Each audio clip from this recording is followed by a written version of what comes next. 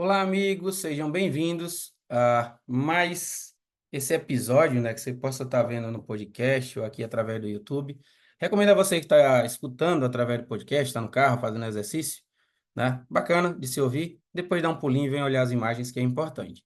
Então, eu estou trazendo para vocês aqui um caso, né, que esse caso ele me chama a atenção por um aspecto muito importante, né, que são dois Charles, esse que vos fala agora e o Charles que viu esse caso pela primeira vez em 2022. Vou procurar não me alongar tanto, mas não posso, né, deixar de pedir a vocês que estão vendo por aqui, né, dá um cliquezinho aí no gostei, tá, no like, compartilha para as pessoas que você acha que vai ser útil, e se você acha que o caso foi bem simples, bem fácil, né, ou se você acha que foi bem difícil, você nunca viu, você te ajudou, coloca nos comentários, né, de qual cidade você está e o que é que você achou desse caso.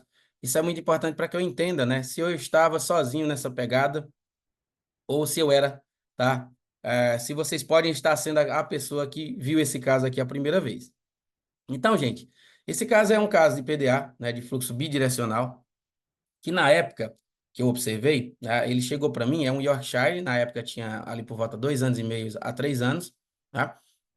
Hoje ela tem cinco e alguma coisinha. E a primeira vez que esse caso se apresentou para mim, se apresentou dessa maneira. Eu vou colocar aqui, gente, só imagens, tá? Voltadas para aquilo que eu quero falar, porque o estudo ecocardiográfico fica bem mais longo, é claro, principalmente numa avaliação de congênitas. Então, veja bem, a primeira imagem que eu observo dela aqui, já coloca ali uma longitudinal quatricâmara, bem alinhado, tá? E fazendo avaliação de fluxo de mitral, mas já olhando morfologicamente que tinha alguma coisa ali estranha com o lado direito desse coração. Não sei se vocês conseguem prestar atenção, mas a parede do ventrículo direito está mais hipertrofiada e há uma desproporcionalidade entre as câmaras, tá? Então, veja bem, se você analisar aqui, principalmente aqui o átrio esquerdo, veja o tamanho do átrio direito para o átrio esquerdo, tá? E aqui também a gente já vai começando a ver uma certa horizontalização do septo interventricular e um aumento do diâmetro da câmara ventricular. Então, como toda pessoa que observa isso, a primeira coisa que a gente vai ver é fazer uma análise ali da tricúspide para ver se encontra algum escape, né, que possa, inclusive, ser mensurado para que a gente possa avaliar uma hipertensão pulmonar. Joita, vocês veem na imagem? Nada, zero, né? A gente vê um padrão aparentemente normal e muito cuidado, tá, gente? Quando eu falo aparentemente normal, a gente precisa fazer uma avaliação mais profunda, né, mexer em algumas coisinhas para que a gente chegue nesse achado, né? Então, quando eu fiz a avaliação aqui dessa imagem do Doppler, por quê? Eu vi aquela hipertrofia, não vi nada de alterado na tricúspide, eu fui em sequência dar uma olhada na pulmonar.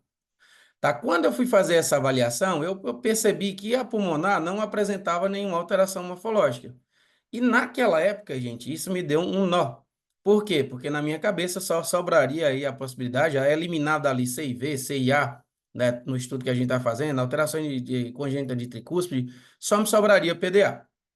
Quando aquele Charles do passado colocou o padrão de Doppler aqui, eu olhei e na minha cabeça duas coisas me chamaram a atenção para que eu não pudesse fechar o caso. Primeiro, eu sou ultrassonografista abdominal, então por vezes a gente começa a procurar artefato onde não tem, né? E se vocês forem ver aqui na imagem, a gente tem uma coisa que chama bastante atenção aqui nesse ponto, tá? E a gente já vai comentar sobre ela. Só que, o que é que me chamou, me puxou mais para a dúvida? Cadê o fluxo, né, contínuo que a gente observa aí nos PDAs? Tá tanto direita-esquerda, esquerda-direita, onde está esse fluxo, né? Então, se a gente for olhar aqui só pelo Doppler Color, já dá para tirar algumas informações, hoje eu consigo, mas não vou adentrar nisso para que vocês possam ter aí uma visão geral de como que eu vi o caso. Isso foi em 2021 ou no início de 2022. Ok? Então, passa o caso, né? Começo a observar novamente e aqui é que a gente começa a não ver esse fluxo, né, que a gente é tão acostumado a se ver, né? E principalmente quando a gente está vendo ali. Aconselho vocês, depois dê um pulinho lá no Instagram do Diego, para que vocês possam ver, para que a gente não possa passar tanto tempo aqui falando de padrões de fluxo de PDA, porque eu quero falar de um caso específico, tá? Tem um post lá que é bem interessante, vocês podem buscar, vocês vão encontrar. Então, mas o que é que chama muita atenção nessa imagem, gente, que para mim na época não chamou? Vejam com atenção essa imagem que é um garfinho aí de 3 dentes, ó, só que de cabeça para baixo, tá? Então, o que é que a gente vai observar na imagem, gente? A gente vai observar que sim, tem um PDA ali presente, tá? Só que na minha cabeça, na época, né, eu acreditava que, basicamente, eu teria que ter essa alteração e eu teria que ter o fluxo, né, bem evidente em relação a seria tanto do lado direito para a esquerda, como do esquerdo para o direito, e aqui, óbvio, né? Como a gente vê um remodelamento ali do VD, a gente já espera, nesses casos, que a gente tenha um shunt, né? Que seria direita e esquerda, por conta do remodelamento, que significa que as pressões, né, estão mais elevadas a ponto de promover essa hipertrofia do ventrículo direito, esse remodelamento. Então, acreditava e não vi. E na época eu não tinha na minha mente, e aí eu já quero abrir aqui um adendo para vocês. Eu não tinha no meu banco de dados aqui, no Big Data, essa imagem como uma imagem que é bem característica, tá, gente? Bem característica dessa situação. Por que que eu estou frisando aqui na imagem para vocês? Porque eu me surpreendo bastante, gente, das pessoas que acham que a ecocardiografia é a coisa mais boba do mundo. E principalmente aquelas que talvez por ignorância ou talvez por maldade mesmo, né, acreditam que comprar um equipamento de ecocardiografia, botar embaixo do braço e sair fazendo sem treinamento algum ou com mínimo treinamento, as coisas sempre são preto no branco. Você vai pegar todo dia uma doença valvar mitral, vai medir de qualquer jeito, tratar de qualquer jeito e dane-se o paciente. Tá, gente? Para quem leva a medicina a sério, isso não entra na cabeça. E aí, no meu caso, eu vi essa historinha e passei, né? Comecei a ficar sem compreender. E vocês vão ver o que é importante, porque quando eu falo de treinamento, o que é importante. Mas vamos adiante para que tenha a minha visão. Então, veja bem, no apical 4 câmaras a gente já vê um átrio diminuidinho aqui, não diminuído, mas proporcionalmente, olha lá o nosso átrio direito, né, como ele está bem mais avantajado. E vocês podem observar aqui, ó, que a tricúspide sem nenhuma alteração de importância, mitral sem alteração de importância. Tá, vocês podem estar vendo aqui uns artefatozinhos que aparecem, que pode lembrar até um padrão de smoke, né? Que nesse caso vocês sempre têm que prestar bastante atenção. Por quê? Porque o hematócrito do paciente pode estar aumentado, isso pode gerar. Mas no caso dessas imagens, né, a gente só via aqui nesse plano e eu estava trabalhando com uma persistência bem elevada. Então não levei isso como um fato de tanta importância, tá? E notem, gente, essas imagens aqui são imagens de 2022, tá? Eu não estou trazendo agora que eu fiz o estudo diferente, mais recente, né, alguns meses, né, para dizer, ih, tá lá o cara, eu quero ver as imagens do jeito que você viu. Então, veja bem, fui explorar a tricúspide, né? Fiz uma imagem, esse é um plano que a gente chama de cranial. A qualidade da imagem não tá aquela qualidade que a gente ama de se ver, né? Por quê? Porque é um animal muito pequeno, né? Se eu não me engano, em 2022 tinha 1,3 kg, 1,5 kg, e eu não tenho a probe neonatal. Só tenho a pediátrica, então fiz as imagens que eu julguei mais legais, né? E de boa compreensão. Então, cadê o escape aí na tricúspide que a gente praticamente não vê? Se tiver alguma coisa mínima que nem no Doppler pulsado, nem no contínuo a gente conseguiu mapear. E isso me deixou encucado, mas se vocês observarem, está lá a hipertrofia da parede, ventrículo dinâmico, né? A gente está vendo ali, né? Respondendo ainda a essa pressão, nessa carga aumentada, essa pressão aumentada que estava ali presente, tá? Principalmente a pressão, né? Quando a gente vai olhar do ponto de vista para isso, só para me corrigir. E bacana, fiz uma avaliação do seio venoso coronariano, tá? Tem outra imagem aqui que está mais estáticazinha, nenhuma dilatação. E aí, gente, a dúvida começou a me corroer, né? Por quê? Por que é que esse ventrículo está aumentado se eu não tenho alteração de tricúspide, se eu não tenho alteração, não tenho estenose pulmonar, se eu não tenho CIV, se eu não tenho CIA, né, presente, né? Poderia ter alguma comunicação também, levar aí algum padrão, tá, de hemodinâmica que levasse a esse remodelamento. Porque e ali, né? Esse PDA que hoje grita na minha cara, porque é que eu não via ele? E aí eu volto para cá para dizer a vocês. Quando isso aconteceu, por conta dos erros, né, que eu já falei para vocês, os meus pensamentos, não ter visto nenhum caso, não ter nenhuma bagagem desse caso, prejudicou bastante, tá, gente? E o que é que aconteceu com esse animalzinho? Eu também tive, na época, a humildade de dizer, olha, tem uma alteração hemodinâmica importante, o VD tem essa alteração e eu não estou chegando ao ponto crucial, tá? Essa imagem estava gritando na minha cara, mas eu não a percebia na época. Por isso nós somos seres humanos diferentes. Quando queremos evoluir, um dia de cada vez, nós somos outras pessoas. Então, joia. Passou isso, né? E aí eu falei, o proprietário tem possibilidade de ir até São Paulo, e vá até São Paulo, né? E procura o serviço, indiquei meus colegas e tal. Ele acabou procurando outras 3 clínicas. Dessas 3 clínicas, nenhuma delas também fecharam o caso, tá, gente? E isso, na época, né, não me deixou contente, tá? Não me deixou contente. Fiquei pensando, caraca, tem alguma coisa muito estranha. E aí, por uma coincidência do destino, Deus é sempre maravilhoso, né? Em um desses locais, né, meu querido amigo aí, Diego Lessa, estava dando um treinamento. Diego tem uma bagagem imensa, gente, é um baita estudioso nas congênitas. E aí conseguiu ver o caso e fechou esse caso, né? Como o quê? Um PDA, tá? De fluxo aqui bidirecional, ok? E a gente já vai analisar ali aquele fluxo. E, cara, quando aquilo ali chegou até a mim, né, foi meio que um soco no estômago. Eu me senti muito mal. E aí eu tô falando isso aqui, gente, para você que está estudando, tá? Sinta-se mal quando você não acertar numa coisa, sinta-se. A gente precisa aprender de novo a sentir as coisas ruins, tá? Eu me senti muito mal. Caraca, aí lá vem na cabeça, vem o ego, né? Não, mas você já é professor e tarará, e como é que pode um negócio desse, aquela coisa remoendo, eu me senti muito mal. Só que façam como eu fiz, usem essa força não para se vitimizar, tá? Eu me lembro até quando eu estava conversando com o Diego sobre esse achado, né? A gente não chegou a conversar extensamente sobre o caso, veio conversar depois, né? Bem depois.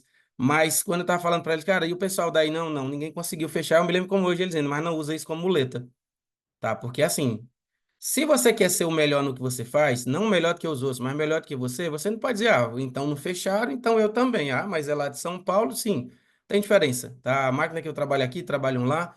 Talvez as pessoas que estão em Sampa tenham mais oportunidade para estudo, mas Deus me deu umas cartas para jogar e eu jogo com elas e tenho aprendido bastante, né, através disso. Então isso me deu uma tristeza muito grande, só que essa tristeza me moveu aqui, gente, imediatamente, que é aquilo que eu sempre falo nos meus vídeos, né? Eu acho que num curto espaço ali de tempo, tive a oportunidade, sou professor do curso de ecocardiografia dos meninos, né, do Lessa e do Goldfeder, mas abril de congênitas, claro que eu não sou professor, eu não tenho expertise para isso, ainda hoje, tá? Sou um estudioso, venho estudando, montando melhor em um plano de estudo de congênitas, porque é algo que não é simples, tá, gente? Não é simples, somente bater o olho, deu diagnóstico, não, é uma coisa que vai muito além do paciente, tá? Vai muito além do entendimento. Então, comecei a fazer estudo e fui virar aluno do curso de congênitas. E é por isso que eu falo para vocês que me estranha muito, às vezes você vê vários professores que não estão, né? Nesses treinamentos, não precisa ser o dos meninos, mas em algum treinamento dizendo, olha, eu estou aqui estudando, estou fazendo um curso disso, daquilo outro. Por quê, gente? Você pode ser ninja. Se você não tem bagagem, se você não teve orientação, tá? Da escola que eu vim, ninguém sabia nem o que era isso na vida, né? Nem fazer eco, não fazia, da escola que eu vim de cardiologia. Não é desculpa. Hoje eu tenho recursos, né, para procurar essa ajuda, né? E essa ajuda é única, só tem uma maneira, sentar a bunda na cadeira e estudar, tá? Pegar aquela sensação má e transformar em uma coisa, nunca mais vai acontecer comigo, que é o que eu desejo a vocês. Sintam-se mal, é natural, tá? Mas não se vitimize com isso. Eu sou coitadinha, porque o bichinho, porque minha máquina não presta, porque Deus não me ama, né? Porque o sol não aparece para mim. Isso é a maior besteira que você vai fazer, tá? Sinta-se mal e diga, eu vou ser melhor. Vou ser melhor. Tá? E vejam, 2 anos vem nessa escalada e eu ainda tenho certas dificuldades com algumas enfermidades congênitas, não apenas. Diagnóstico hoje se tornou bem mais simples, mas entender bastante a hemodinâmica, o que é que pode ser feito, o que é que eu tenho que medir, qual que é meu padrão de estudo, como é que deve ser feito, ainda em processamento, em andamento. Né? E a outra mania que a gente tem é de querer as coisas, meu Deus, então ele fez um curso aqui hoje de congênito, ele é amanhã um bambambam, nem de longe, gente. Uma pessoa que trabalha em medicina humana para chegar a um nível de expert em congênitas é uma vida inteira de estudos. Uma vida inteira. Então, não estou preocupado com o tempo, estou preocupado que todo dia eu estou estudando uma coisa nova. E queria trazer isso para que vocês vissem o caso, tá? Eu não tive essa bagagem, quero que vocês tenham, e que vocês criem essa consciência que o estudo é eterno, constante, ok? Então, o que é que a gente vê nessa imagem, gente? Chama muita atenção para que vocês fiquem. Quem está aí no Spotify, depois corre aqui nesse momento e que vocês fiquem aí na mente de vocês. Esse padrãozinho de garfo de 3 dentes, né? Tridente, tá? Ele é um padrão que, se você bate o olho, você sabe, olha, tem ali a presença, né? Ele pode até se apresentar de algumas maneiras diferentes. Tem um caso que foi apresentado o cardio case, né? Mas muito característico da presença dele.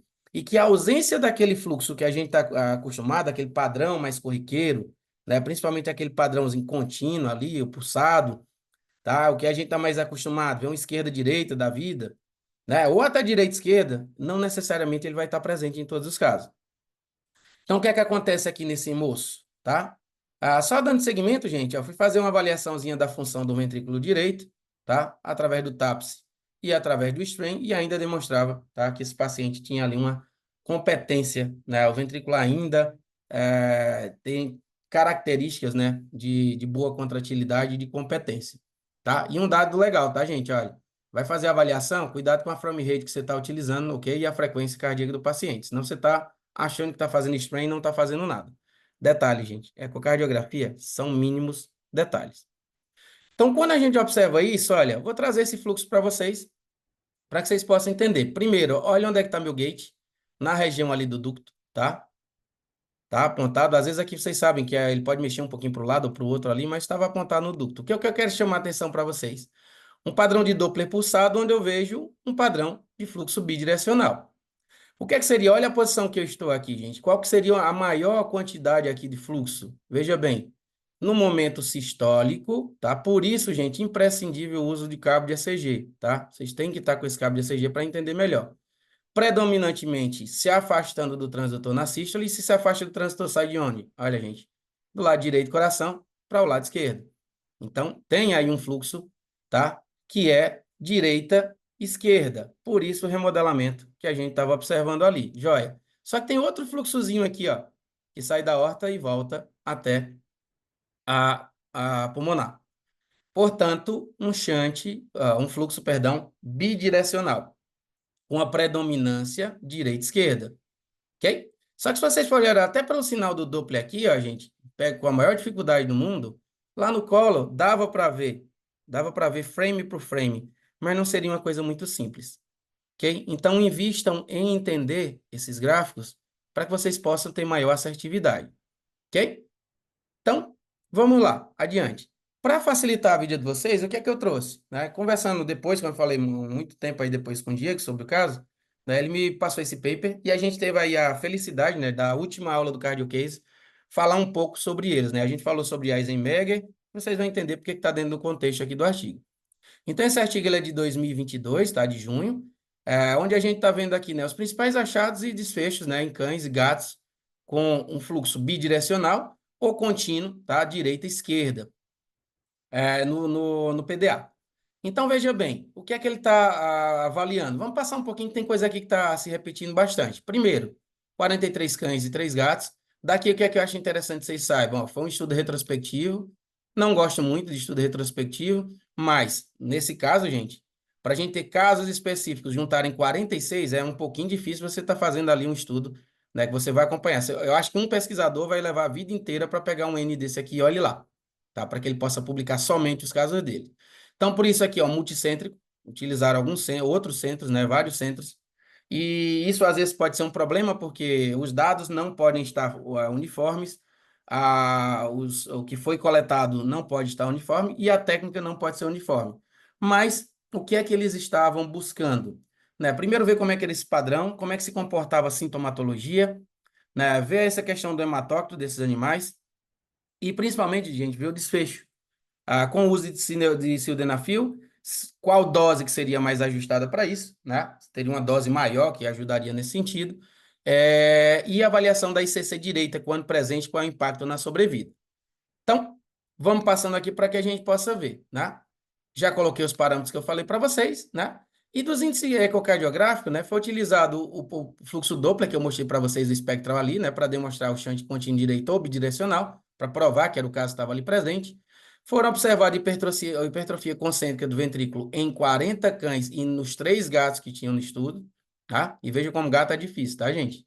É, E aqui um caso particular envolveu um gato que apresentava ventrículo direito de dupla câmara, né? E shunt direita e esquerda, através de um defeito de septo atrial. Então, outro dado que é importante para vocês, nem sempre a congênita vem uma congênitazinha só, uma formação anômala só, tá? Então, é muito interessante que a gente sempre tenha a observação, faça um estudo sistemático do paciente com doença congênita. Desses cães, ó, dos 43, a idade em meses média era de 11 meses, em média, mas teria animais de 44 meses, tá? 140 meses ali, uma faixa de intervalo bem grande que a gente está observando. 34 eram fêmeas, um peso corporal de 6,6, tá? O meu saiu até aqui da faixa, olha, tinha 1 quilinho e alguma coisinha. E quais os sinais de apresentação? Sem sinais clínicos, 4 cães. Colapso de membros posteriores, 16 cães. Intolerância ao exercício, 9. Distensão abdominal, 3 cães. Sinais de doença neurológica, 3 também. Síncope, aqui, a minha mocinha se enquadraria aqui, 3, né? Porque ela não tinha nenhum outro sinal clínico que não fosse a síncope. Taquipneia, dispneia ou ambos em um cão. Tosse apenas em 2. E sinais de doença gastrointestinal em 2. Gato N muito pequeno, o que é que apresentava? Um sem sinal clínico e outro com taquipneia, dispneia e ambos, né? E provavelmente, a grande maioria aqui de fêmeas também, mais que o N seja pequeno, tá? Uma média de 22 meses aqui de apresentação, né? De quando foi feito o diagnóstico. E provavelmente esse animal que tinha uma cardiopatia congênita mais complexa. Então, o que é que a gente foi vendo ali nos achados, né, do ecocardiográficos? Demonstração do shunt contínuo direita e esquerda e fluxo bidirecional através do ducto, hipertrofia concêntrica, achatamento do septo em alguns casos, tá? A avaliação do tamanho do átrio esquerdo em relação à aorta foi feita em todos, né? E outras anormalidades que a gente já viu. No tratamento, o que é que a gente está observando? Olha, já vou demonstrando algum resultado. Os cães que apresentavam ICC direita têm menor sobrevida, tá? Como tratamento, foi preconizado o uso de sildenafil, né? E fazendo ali uma comparação, né? Porque aqui, na realidade, a gente estava perguntando, será se os animais que têm CC direita sobrevivem mais ou menos? Quem usa sildenafil sobrevive mais ou menos, né? Isso é que a gente vai responder um pouquinho mais à frente, ok? E outros achados, né, que a gente está colocando aqui, ó, que seria o aumento de volume do hematócrito desse paciente, é, queriam saber o trabalho, né, se havia mais sinais neurológicos comparados, né, assintomáticos ou não, e ainda fizeram uma avaliação da morfologia ductal, né, sendo que a maior parte dos animais apresentou ali do tipo 2B e 3. Mas vamos ao que importa, né? Aqui a classificação de Miller, só para que vocês lembrem ali, né, que a gente tem, mais do tipo 2B, caracteriza por um ducto de forma cônica, ou seja, que se estreita em direção às extremidades, e do tipo 3, um ducto de forma complexa, que não se enquadra nas anteriores, né? Porque o tipo 2A, tubular, né? O tipo 2B, aqui, se apresenta mais de forma cônica. O 3, em nenhum deles, né? Isso é uma classificação de Miller que eu recomendo que vocês possam estudar mais profundamente. Quando eles estavam fazendo aqui na tabela 3 as medidas ecocardiográficas, né? O que é que a gente está vendo aqui, ó? Uma variação de tamanhos, né, do diâmetro mínimo do ducto, que vocês podem ver, ok? Regustação tricúspide quando presente, né, aqui, ó, com a velocidade, né, que a gente vai ter ali 5,14 mais ou menos 0,72, e veja que no caso que eu apresentei não existia, e nem regustação pulmonar no meu caso, né, no deles eles encontraram nos resultados desses pacientes. E a relação átrio esquerda aorta sempre, ó, 1,28. Então, óbvio que você não vai estar buscando ali tanta informação, né? Veja que a apresentação não há remodelamento do átrio esquerdo, como a gente viu no caso que eu apresentei para vocês. Quando eles estavam fazendo a avaliação, né, do valor mediano do hematócrito, o que é que eles mais observavam? Colapso de membros posteriores, sinais de doença neurológica, intolerância ao exercício e ainda assim cães assintomáticos, né? Então, o que é que isso é interessante? Quando a gente vai olhar aqui, olha, os cães, o tempo de média de sobrevida é 626 dias, gente, baita tempo ainda, né? Uma variação, né, desde 1 até 3.628, né, dentro de todo o grupo. E o gato a gente não tem uma mediana porque só eram 3 gatos, né? Então teve gatos que sobreviveram 1 dia, 8 dias e 2.473 dias. Então é interessante a gente ver esses dados de sobrevida, o quanto que eles são importantes, né? A gente tem uma ideia de conversar com o tutor, olha, como é que sobrevive ou não. E o que é que pode apresentar? No hematócrito mais alto, a gente vai ter esses sintomas? Pode ter, né? No paciente que tem, por exemplo, ICC direito, ele vai sobreviver mais ou menos. E o tratamento, né? O que é que faz sobreviver mais ou menos? Então, o que é que realmente impactou aí na sobrevida e nos resultados desses pacientes? Primeiro, foi observado que o tratamento com sildenafil, né, foi o único preditor independente de sobrevida em cães e gatos. Então, vejam, animais que têm esses achados que o paper está citando devem ser tratados com sildenafil, né? Tiveram a sobrevida significativamente mais longa comparada àqueles que não receberam o tratamento. Então, a administração de sildenafil foi identificada como um fator que impactou positivamente. Então, de repente, você tem um paciente que está com esse quadro, você já sabe, né, que não administrar a medicação, você está tirando vida do seu paciente. Quando a gente olha aqui para o gráfico, né, que analisou o tratamento com sildenafil, cães tratados com sildenafil, média de 1.839 dias, gente, comparado àqueles não tratados, 302. Vejam a grande diferença que a gente pode estar observando, tá? De sobrevida. Então, está aqui mais que significativamente aumento na sobrevida com o sildenafil. Quando a gente for observar a dose do sildenafil, né, foram colocadas doses inferiores a 3 miligramas e dose igual ou superior a 3 miligramas quilo dia. Não houve diferença, tá, gente? Então, não houve, por conta de cães que estavam tomando doses maiores, ou não, simplesmente estarem utilizando o sildenafil. E aí, claro que você vai fazer toda a sua avaliação, né, hemodinâmica desses casos, para regular a sua dose, né? Mas eles colocam que não teve um impacto direto, tá? Mas a utilização do fármaco, sim. Quando a gente vai olhar para animais que fizeram ICC direita ou não, olha bem, gente, os animais que chegaram na apresentação inicial com ICC direita, média 58 dias de vidas. Aqueles 100, 1.839. O caso que eu coloquei para vocês, né, eles mostram, ele demonstra, né, que isso é real, né? A cadelinha que eu falei só tinha a presença de síncope e não há, né, nenhum outro sintoma, né, que a gente possa relatar. Então, uma coisa que é muito interessante, né, é quando a gente faz essa relação do PDA com a síndrome de Eisenmenger. Então, a gente conversou bastante sobre essa síndrome de Eisenmenger no Cardio Cases, recomendo a vocês, para que vocês possam ver, né? Então, a gente sabe que quanto maior, né, o impacto aí da síndrome, né, fazendo com que eu tenha aumento de pressões pulmonares, fazendo com que eu possa ter uma maior tendência, né, da reversão desse shunt e quanto mais grave, né, levando a quadros de CC direita. E lembrem, né, tá, gente? Isso é de acordo com a pressão que foi dada, é de acordo com a adaptação do paciente. Então, tudo isso deve ser olhado. Então, a gente já sabe, né, que destaca uma importante relação entre a ICC e em cães com ducto arterioso e o prognóstico desfavorável, estabelecendo um paralelo com a fisiologia Eisenmenger observada em humanos.